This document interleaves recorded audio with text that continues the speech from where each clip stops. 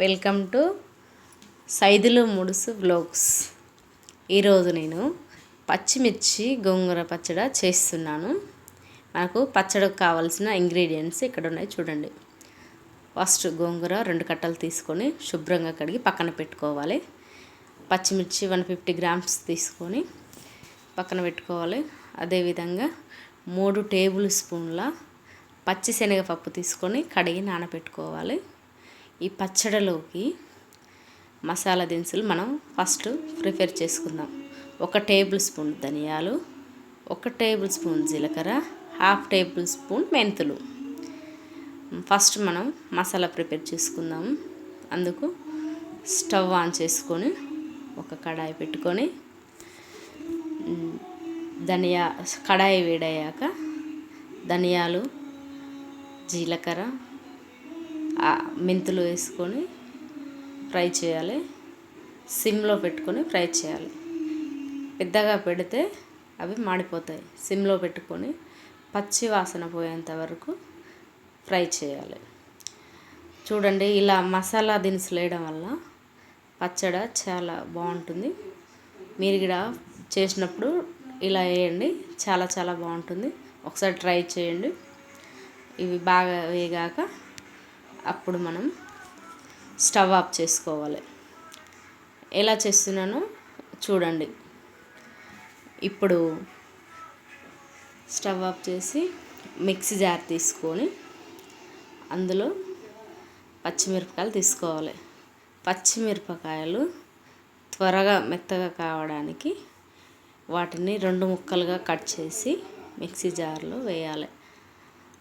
ఇప్పుడు అందులోకి 1 table spoon salt తీసుకోవాలి. సాల్ట్ వేయడం వల్ల మిరపకాయలు త్వరగా మెత్తగా అవుతాయి. ఇప్పుడు మిక్సీ పట్టి మరీ పేస్ట్లా కాకుండా కొంచెం బరకగా పట్టాలి.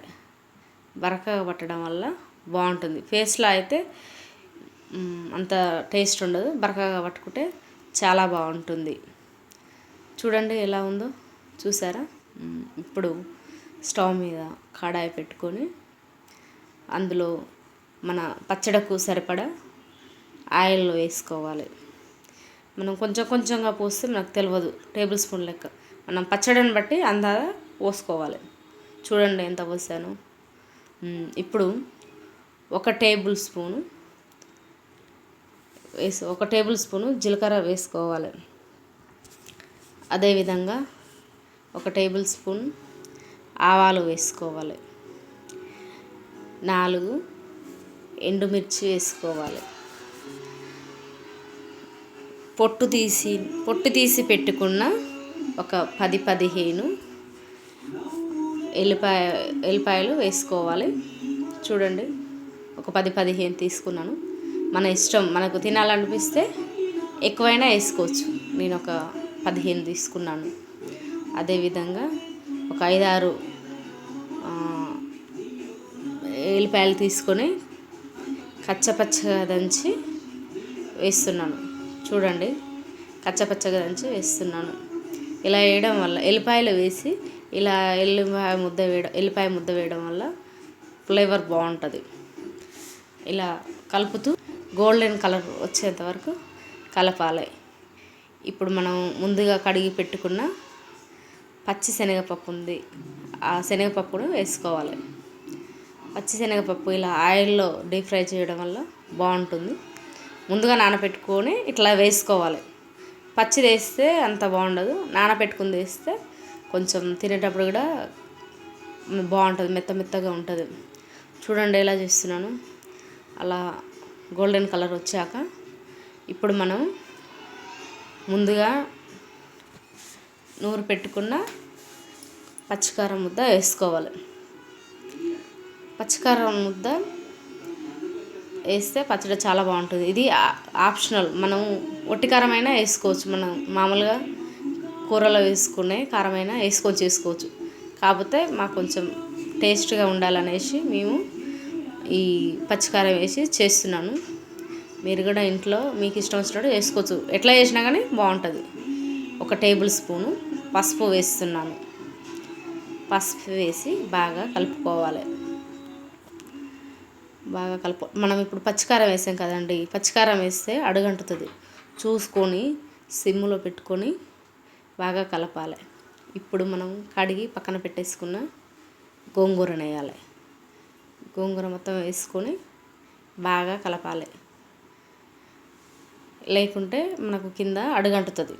అందువల్ల సిమ్లో పెట్టుకొని బాగా కలపాలి గోంగూరని. చూడండి ఎలా ఉందో. మనకు తీసుకున్న పచ్చికారానికి ఈ గోంగూర పర్ఫెక్ట్గా సరిపోతుంది. అందువల్ల నేను సరిపోని తీసుకున్నాను.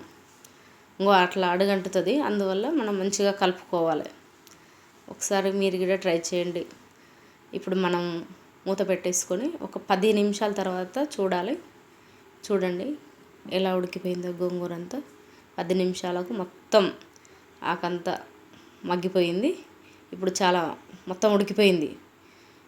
ఇలా మనం ఒక 2-3 టైమ్స్ ఇలా కలుపుకొని, చూడండి ఎలా కలుపుతున్నా అలా కలుపుకోవాలి.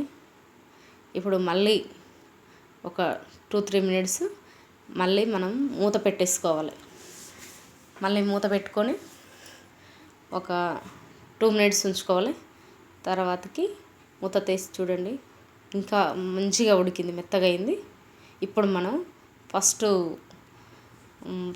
వేయించి పెట్టుకున్న మసాలా దినుసులు ఉండగా అవి పొడి చేసుకొని ఇలా వేసుకోవాలి. చూడండి మొత్తం నేను తీసుకున్న కాడికి 1 టేబుల్ స్పూన్ మంచిగా సరిపోయింది. ఇప్పుడు మనం రుచికి సరిపడా సాల్ట్ కూడా వేసుకోవాలి. ఇలా మనకి ఇష్టం వచ్చినంత టేస్ట్ చూసుకొని వేసుకోవాలి. ఇలా అండి. ఇప్పుడు చూసారు కదండి, ఇలా చాలా సింపుల్గా చేసుకోవచ్చు. చాలా ఈజీ గోంగూర పచ్చడి. మన కర్రీస్ కంటే కూడా పచ్చడి త్వరగా చేసుకోవచ్చు, టైం సేవ్ అవుతుంది. ఇప్పుడు మీరు కూడా మీ ఇంట్లో ట్రై చేయండి. ఎలా వచ్చిందో మాకు చెప్పండి. చూడండి పచ్చడి అయిపోయినట్టే. ఇప్పుడు మనకు చాలా రుచికరమైన పచ్చడి. ఇప్పుడు మళ్ళీ 1 నిమిషం మూత పెట్టుకొని మళ్ళీ 1 నిమిషం తర్వాత తీసి చూడండి. ఆయిల్ మనకు కడాయి నుంచి ఎలా సపరేట్ అవుతుందో చూపిస్తున్నాను. చూడండి ఎలా ఉందో ఆయిల్. ఇలా రావాలి. ఇలా వస్తే పర్ఫెక్ట్గా మనకు పచ్చడి రెడీ అయినట్టు. తప్పకుండా మీరు మీ ఇంట్లో ట్రై చేసుకోండి. ఎలా వచ్చిందో మీరు కామెంట్స్ పెట్టండి. ట్రై చేయండి. మాకు ఎలా ఉందో కామెంట్స్ చెప్పండి.